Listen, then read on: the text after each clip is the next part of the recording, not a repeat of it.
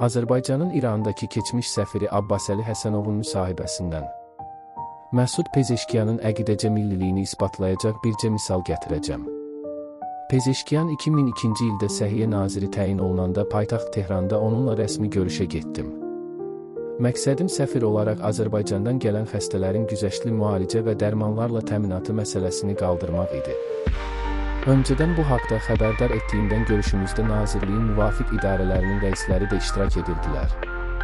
Səhv etmirəmsə 5 vəzifəli məmur iştirak edirdi.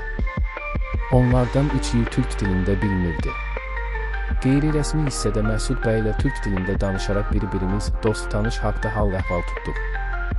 Ancaq rəsmi hissədə mən fars dilində danışmağa başladım, çünki İranın dövlət dili fars dilidir. Çıxışıma başlayanda Pezeşkiyan məni saxlayıb soruşdu ki, dayan, qardaş, öz dilimizdə niyə danışmırsan? Cavab verdim ki, axı sizin əməkdaşların çoxu türk dilini başa düşmür, dediklərimi anlamayacaqlar, söhbəti yazıya almalıdırlar. Pezeşkiyan isə qətiyyətli şəkildə bildirdi ki, onlar türk dilini bilmirsə, bu onların müşkülüdür, zəhmət çəkib türk dilini öyrənsinlər. Dedi ki, siz və mən fars dilini öyrənmişik, onlar da türk dilini öyrənsinlər. Həmin olaydan sonra Pezeşkiyanla bütün rəsmi görüşlərimizdə də Azərbaycan türkçəsində danışırdım.